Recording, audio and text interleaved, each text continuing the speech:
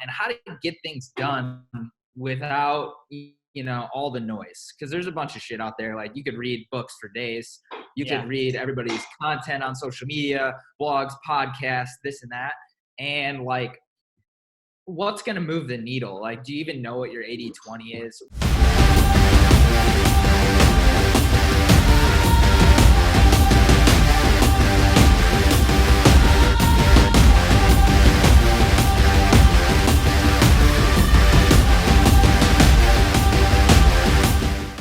How's it going, everybody? Xander Fryer, best-selling author, CEO, and founder of High Impact Coaching here with one of my good friends and one of my favorite people on the face of this earth, Mr.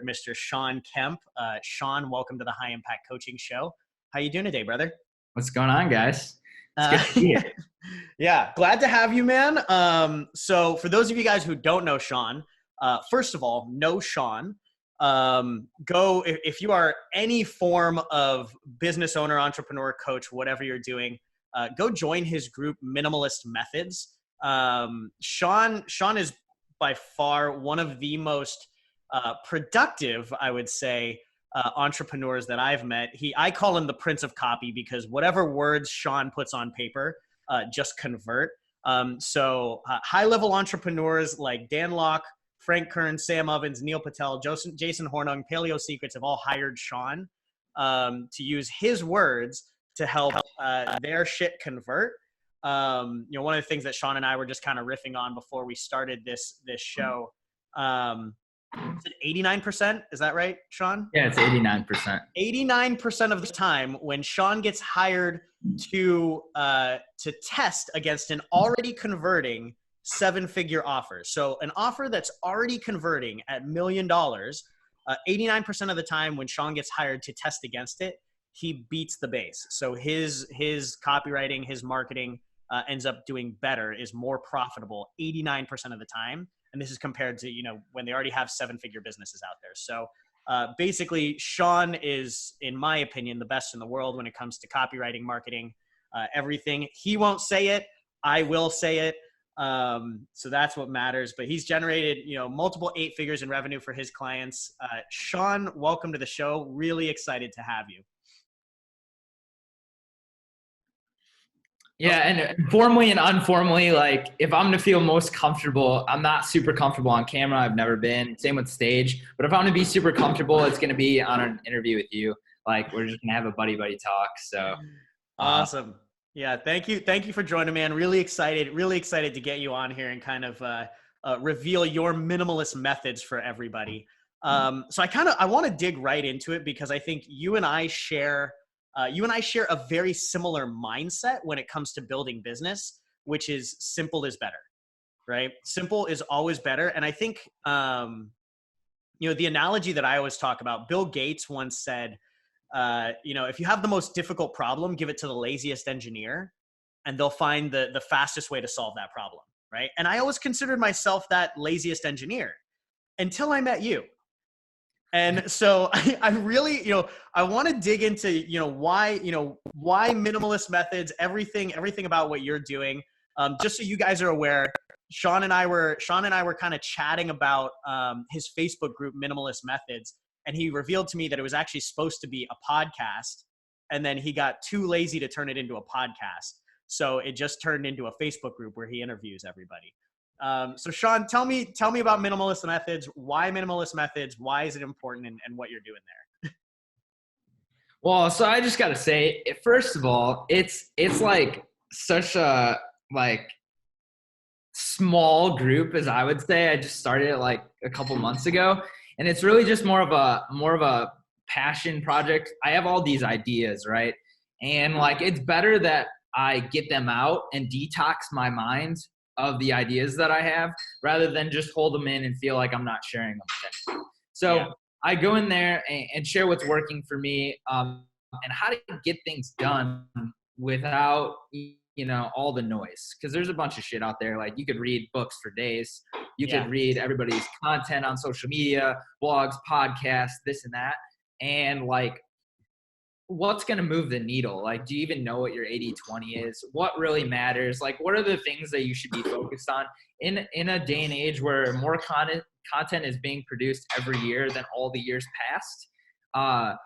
We're going into a place where nobody's taking action. Nobody has focus. Nobody knows what skill set to build and what really matters anymore. So what I say is, like, if you have, when I go to travel, for example, I want to say this first. I never used to be this way. I used to be the guy that literally woke up and worked all day long and went to sleep. That was like when I first met you. You were like just getting done with that, right?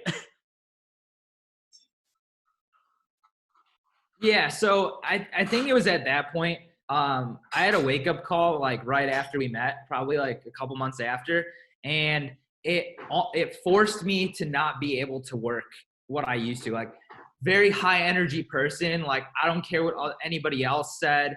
Like, I just go out and do it, and like I'll find the energy to make it happen.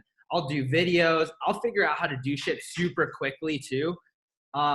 Like, resourcefulness is probably like one of my best gifts. I would say, like, I'll find a way. Like, if I don't know how to do something, I'll go figure it out. Like, there's Google out there for us. Like, I'll go find somebody that can teach me how to do it in 3 minutes and go find all the mistakes in it and go fix it myself, And anyway, I went in 2016, went through that issue, and then moved to a place where I could only work a certain amount of time.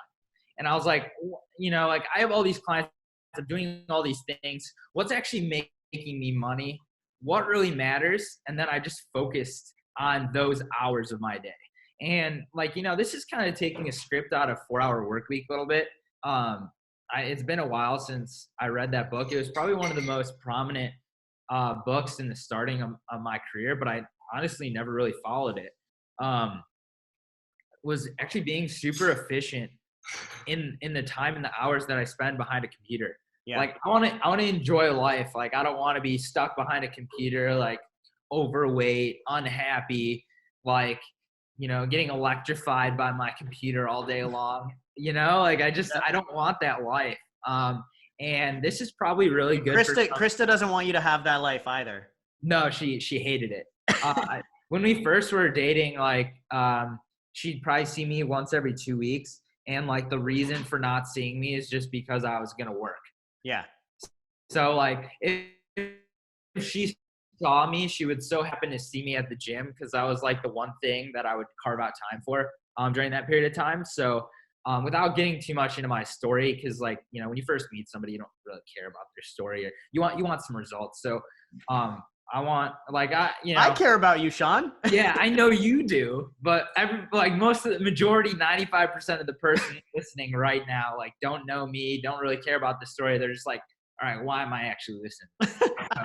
I know I'm breaking the fourth wall a little bit, which is actually an important thing to do in copywriting, but tangent.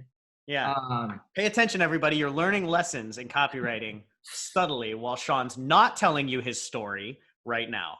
Yeah, I'm not telling you my story. So yeah, I started the group just to like get my ideas out there, share my methods to making business simple, and also interviewing the experts out there that can make business simple, like yourself, which we just did a moment ago. Yeah. So. But yeah, and I think that's so important, because you brought up a really good point. I think a lot of entrepreneurs right now are very busy, but they're not productive, right? And you were kind of forced into a place of forcing yourself to be more productive, and only having a certain amount of hours during the day to be able to actually work, right? Like, that actually forces you to be like, okay, I have to say no to more things.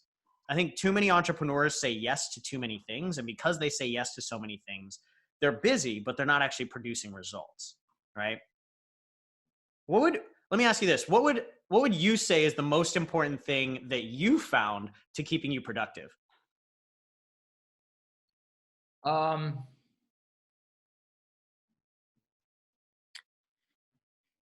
Probably going back to just like my days as an athlete, and being focused on some type of vision or mission to why, like, why am I actually doing any of this? And it sounds so basic, But like, if you were to wake up and be like, all right, like I got to go to work again. Like nothing's going to ever change. I'm just going to be doing this for the rest of my life. Like not interesting. I got in entrepreneurship because I was just super scared of that life. Like Yeah. I'm total, like progress is like the thing that drives me. Like I don't want to go to the gym and look the same in 10 years. Like, Yeah. I don't want to get a job and make the same amount of money either. I want every day to be focused on how much input that I build. And I want it to be, like compounding interest. Yeah. Like the more I go at this thing, the more I'm going to make, and the more progress I'm going to make exponentially. So the biggest driver for me is really just, having a super sound, clear vision, why I'm doing it. Can I ask what your vision is? Yeah. So is this to share? Can we know? Is this Um, copywriting? Are you just going to open up a loop with me and then just leave it be, Shawn? Like, you can't do that to me. yeah. So, honestly, man, like I want to build multiple, if we're talking financially, my first vision was to, be in a financial position where I can help, my parents retire. They're retired now. So like that was a more of like, that wasn't a vision. I would say that was like more of a mission that was accomplished. Yeah. And like, I think I told, Jason Horn when we first started working together, that was like the biggest reason why I'm doing this. And he was like, wow, that's the first time I ever heard that. But, as far as like financial, I come from a place where like money was looked at in such a horrible manner. And I want to have abundance of money to create freedom for myself, but also for the people that I care about. Yeah. So I see a lot of people struggle through stressors that they don't need to have in their life. As far as creating abundance and money for my family, but also my mission in business is to put my time in now, to learn and build the skill sets that I have to eventually change the future of healthcare. Yeah. So to get involved with that and to create greater, I would say like health span, not lifespan, but create a better health span. So the longer somebody lives happily without restriction. If I can connect myself with solutions and people out there to get that, to change the way people live today, that would make me profoundly happy. Yeah.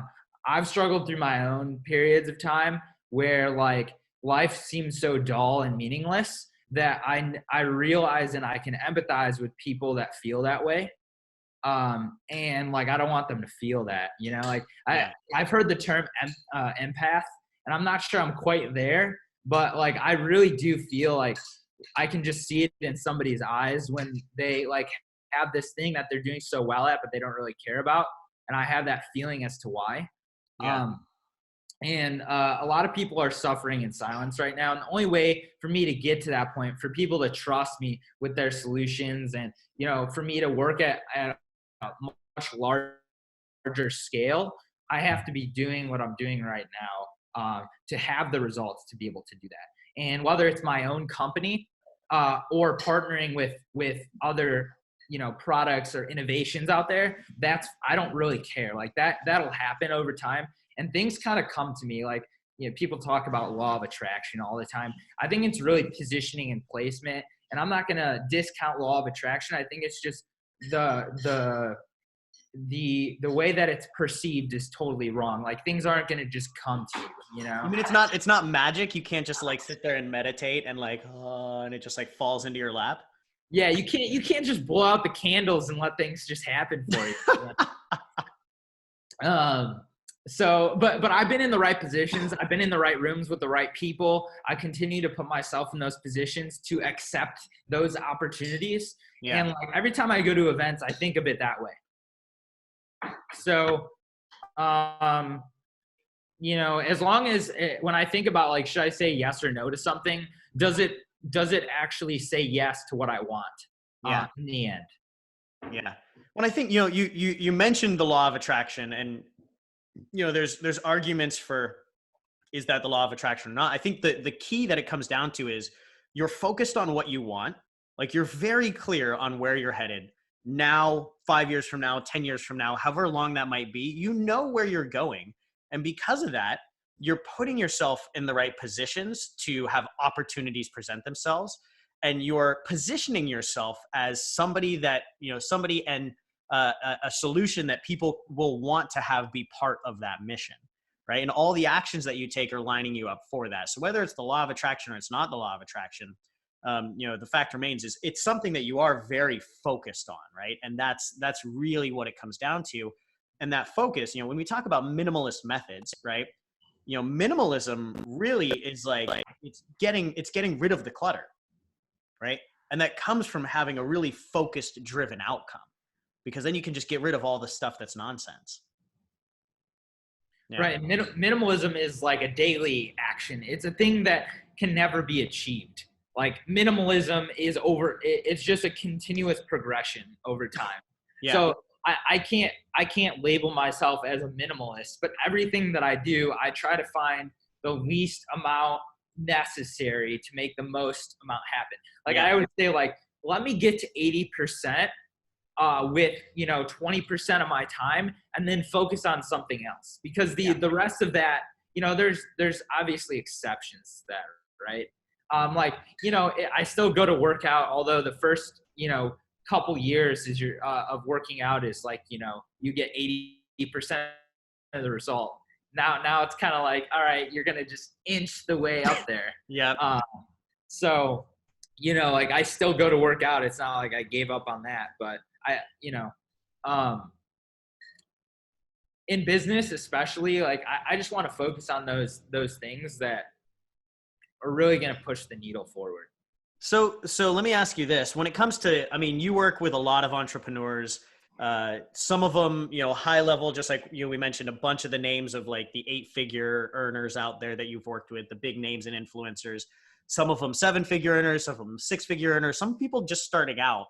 What do you see being one of the biggest problems entrepreneurs are making right now in the industry?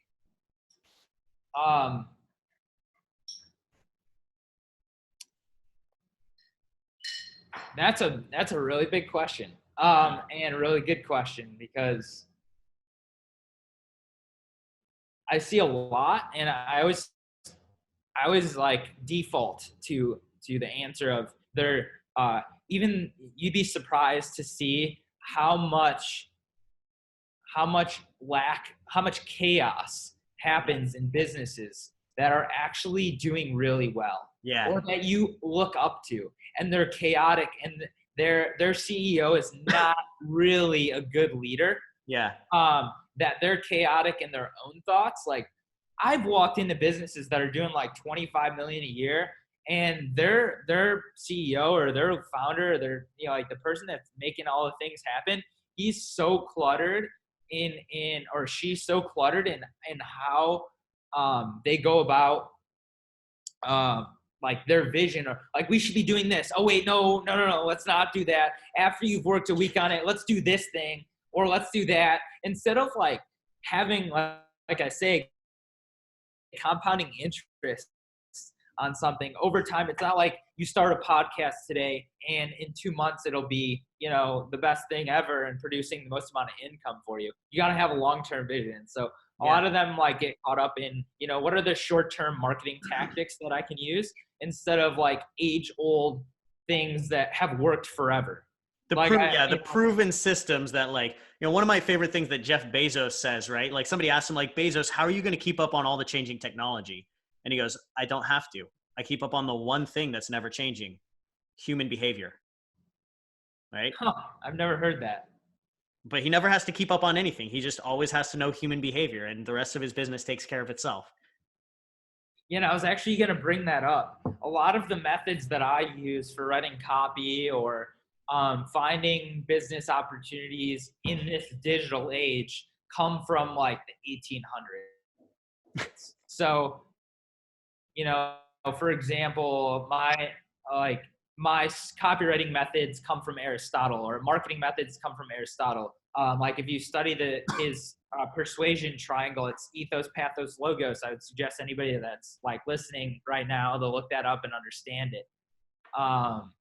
So you're copywriting, you're learning from like ancient Greek philosophers. Well, so there's a bunch of people right now teaching copywriting, right? Yeah. And then they learn from somebody. Like they learn their crap from somebody, right? And then that person learned from somebody else. So if I just go and screw all those people and go to the front of the line, like who's the one that first started writing about this stuff? And how can I apply those like ancient beliefs, ancient methods, ancient systems, right, into what we're doing today? And it's like the concepts of persuasion are never like, they're always the same. Like they've always been the same. And once you study those things that were taught in the 1800s or earlier, you'll realize like, if you want to study storytelling, read the Bible, 100%. Yeah. If you, like you'll start to see dots connect, like you'll start to see all these things happen and like why some companies succeed and don't. Like I find business to be oddly simple. Like I really wish I went to school and college. I ended up having a business major and nobody taught me like the simplicities of business and like the necessities and the foundations of what really make a business compete successfully. Yeah. And like one of the rules or the laws that I go by is, people talk about like niching or niche hacking or all these things, right? And what is that even? Like who started using that word? When did that even start happening? And it's really just like niching is more so is market message match. And if we want to go a little bit deeper into that, market message or product market fit are really the two things that matter. So I always say like, what's going to matter when you start a business from scratch? Like, all right, make sure you have product market fit, market message match. Those two things happen. You have an irresistible offer, right? That's it. Like that's how you create an irresistible offer. And I can tell it to anybody in 10 seconds. Like and then also if you want to have a very exponential growth potential for your offer, make sure that you're going after an inefficient market. So what I mean by that is like when markets are super inefficient, you can get things done for like oddly cheap. Yeah. And they're worth oddly a lot. So like the cost for you versus the value that's provided, because there's so many loops and like if you can overcome a lot of the obstacles that make it in an inefficient market and make it efficient, then you're just going to explode. Yeah. It's the difference between your efficiency and the market's inefficiency that determine value. That's amazing. Or determine margin of value. So how do we find those spaces? How do we find those areas to focus on for the market? So there's some cool tools that I use just to stay on top of the market, like meetglimpse.com. It kind of shows me some of the best market trends that are happening just by Google search volume. And like it'll show like, for example, if I went by some of the things I knew 6 months ago, like, starting a business just around Sherpas would have been like really successful 6 months ago. Just because it actually spikes in October of every year, the last 6 years. So if you just, spend your money like in September. Hold on. Did you say Sherpas? Yeah. Am I thinking of that right? Yeah. Like, hold on. Yeah. Hold on.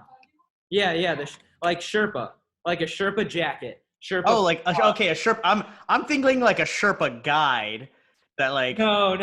Okay, Sherpa, but like okay, so like a Sherpa jacket. Okay. Yeah, Sherpa jacket, pillows, Sherpa. Got it. Blankets. Yeah. Got so it. If you had a store just Sherpa, and you had blankets and. You'd launch it in September. Yeah, launch in September. You'll do super well until about. It drops off right around now, actually. But, finding inefficient markets, like, for example, you know, CBD is still an inefficient market. That's why everybody's trying to get into it, but they have no solution. They're trying to sell an inefficient market when they are actually inefficient. So, Yeah. you know, the margin's really not there because they can't get anything done. But if you actually had a real system that actually helped somebody launch in the space digitally and proven system, you would crush it. Like, you would make so much ungodly amounts of money. Yeah. For example, like if you got onto the building a business on Amazon like 5 years ago, that was a pretty inefficient market. Now there's a ton of people in competition.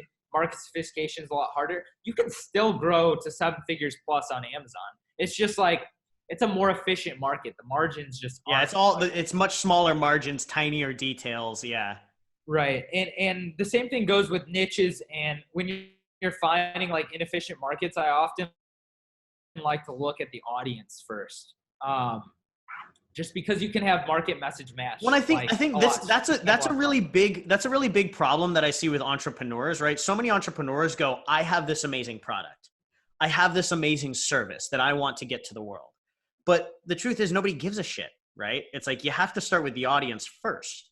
And just like you mentioned, you have to get the market and the messaging to match, right? It's not just product first, go, right?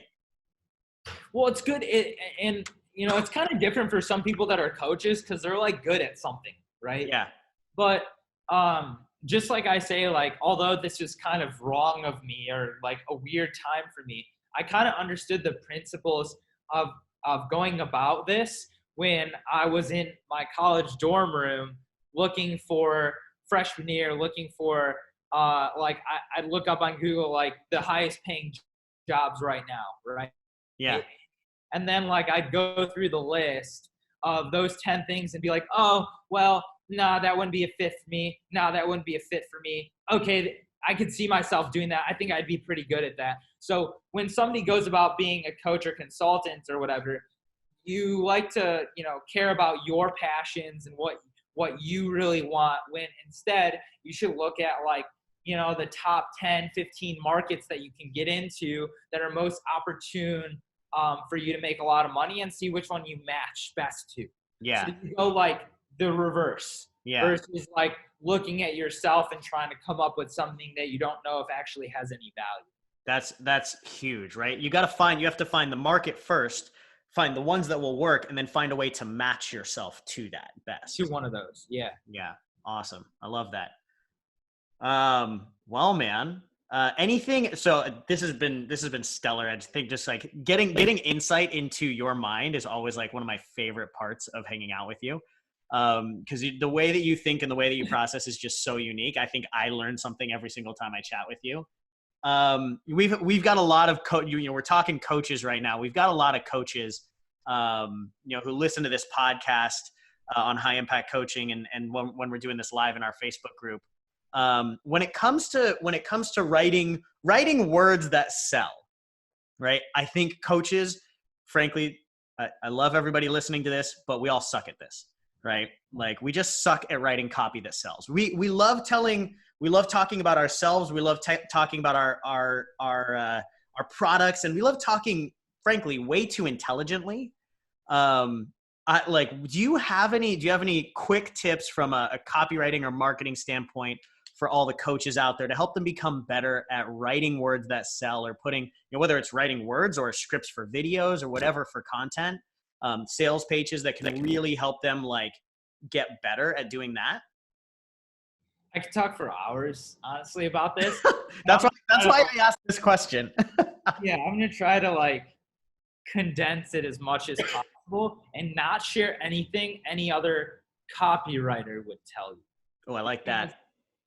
I want to go about this from a business owner's perspective. If I was going to hire a copywriter or just become better if I sucked.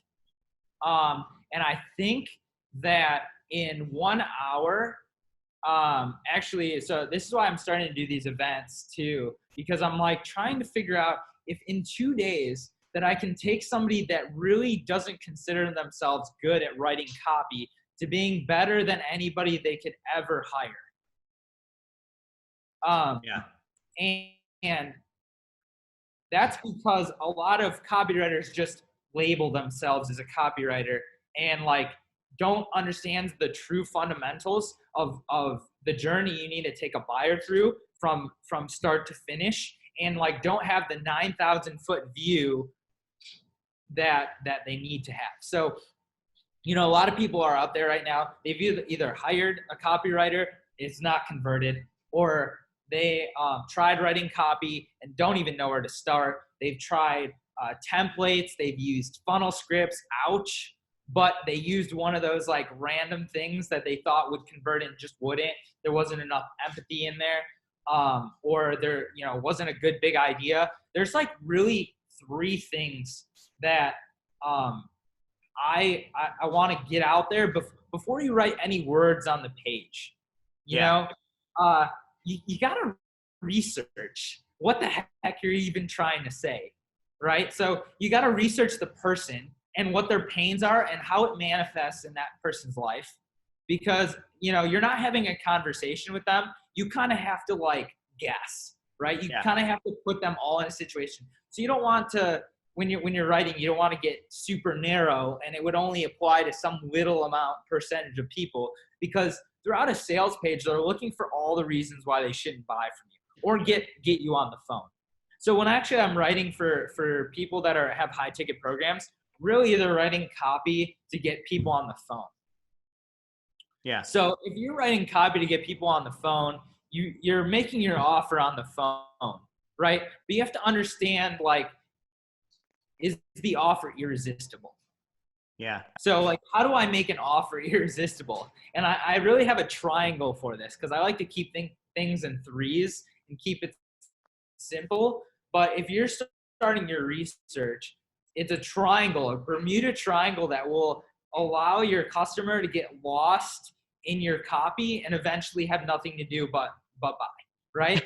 Yeah. So it's really simple. Persuasion is a concept of persona, problem, and promise. So if you can clearly identify the persona that you're talking to, the problem that you're addressing, and the promise that you're making, you have an irresistible offer.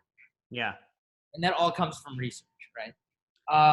I think I do want to pause on that real quickly, because I think research is something that most coaches specifically do not do, right? So like and you and I have talked about this, say Neil Patel hired you again to like, you know, write a VSL for him or something like that, right? And you had 1 week. How much time would you spend writing versus how much time would you spend researching? So researching is deliberately to create some type of big idea mechanism. So the reason why it works. With somebody like him though, if I were to write anything like him now, it's been since 2016, but if I were to write anything for him like now, he has so much authority that I wouldn't write the same way with somebody of that level of authority as I would for some coach that's trying to make six figures that doesn't have their name on the map. But when I'm spending time researching or coming up with the big idea and the mechanism and the one belief, so the one thing that they need to believe to buy, that's probably 75% of the time.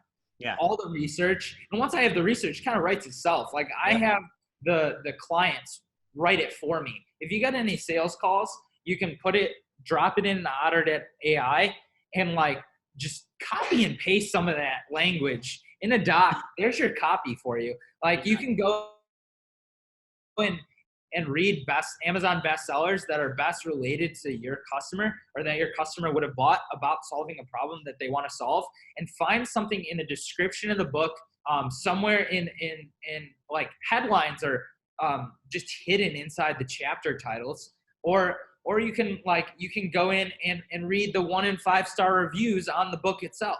Amazon has 3 different ways that you can research your customer. Another good one is like, looking at Udemy courses. If you're a coach, like a lot of the similar promises are happening. And if a Udemy course has a 5-star review or 4.5-star reviews, read the reviews on there. What do they say? What are people talking about? Like, what are they angered about? What actually moved the needle for them? Like that should all be included in your copy. The description should be included in your copy. It's really funny that you bring that up. One of our clients that we were working with basically found the name for their program from like like a $19 Udemy course. It may have been like Teachable or Kajabi or something, but like a $19 Udemy course, and they're now charging $5K for the same promise because they just know the rest of the process. But that's literally where they got like their promise from, was a Udemy course. Nuts. That's pretty awesome to hear, actually. Yeah. Yeah, I mean, like, you can go to Reddit, Answer the Public, Quora, YouTube, like, just Google search. There's different commands that you can have in Google to search for, like, specific keywords from a specific website. So if I was in the health space, like, I write a lot of health offers because there's a lot of supplement companies that are just scaling super fast. And like, eventually they get to the point where, their leads or their sales letters, if they're spending a lot of money on traffic, they fatigue after a really short period of time. So they need new angles and new ways to sell the same thing. So the best place is to research. Let's say, you're going to get a nugget here if you're in health, but I actually have an entire document with all of the authority blogs in the health space.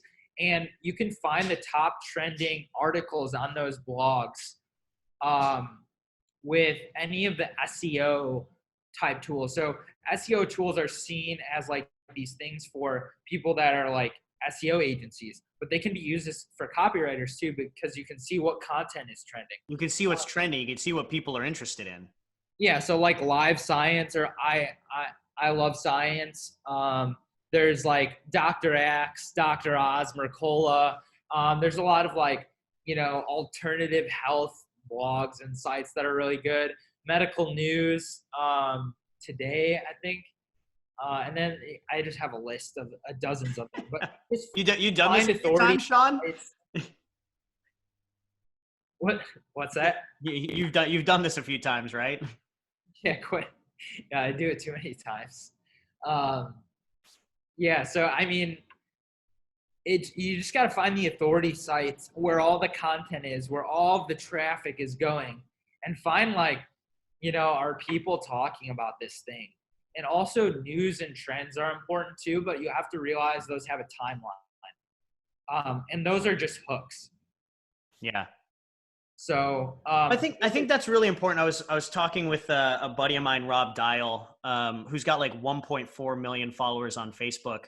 And I think you just brought up a really good point. So many entrepreneurs and specifically coaches want to feel like they're getting their message out, right? It's their thing. Nobody else is saying it, right? But if nobody else is saying it, it's not connecting with other people, right? How's that message going to get out? And I think one of the things that when I was chatting with Rob, this was actually earlier this week, he goes, dude, I don't make up any of my content anymore. He's like, I did that for a while and it got me nowhere. Literally what he does is he goes and searches SEO, and he goes to Medium. He goes to medium.com and he sees what self-development articles are trending the most. And he's like, I go through Medium and I go to SEO, and he goes, I put together a list of like 50 different like possible titles for videos. And those are my videos for the next couple of months. He's like, that's all it is. That's repurposing content in the best way, because like, you just know, like, people are going to want to talk about that. Yeah. And you can put your own spin on it, and you have your own life events that happened and like your experiences that will change the way that you tell the narrative. Yeah. So. Beautiful. Well, Shawn, I've kidnapped you for way too long. So I'm going to let you get back to work or hang out with Krista or take some sauna time, whatever you need. But before I let you go, where can everybody learn more about you? Where can they learn more about Minimalist Methods? They could just go to the search bar in the Facebook search bar, search Minimalist Methods, and join the group.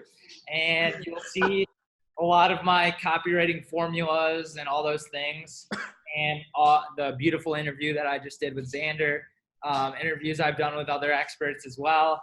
A lot of my content focuses on, persuasion, keeping business simple, finding inefficient markets, how to research, how to get clients, where to lead generation, like most of those, marketing or copywriting. And I bring basically experts in that are better than me at everything else. So Just search the Facebook our minimalist methods. I don't have a podcast. We already might established happen at that, some Sean. point. You're I too don't see lazy that to turn it anytime into a next week. podcast. Oh man, That's for sure. too good, dude. Well, thank you, brother. Thanks for coming on. I think this was really helpful for a lot of people. It was helpful for me, helpful for a lot of people. Thanks for coming. Really great to have you, brother. Yeah, of course, as always. Awesome. And everybody out there in podcast land, if you want to catch these live, go ahead and go to xanderfryer.com/FB group to join our Facebook group, and you can catch these interviews live, ask questions, whatever you need to do in there. And for everybody else, thanks for joining. We'll see you guys in the next episode.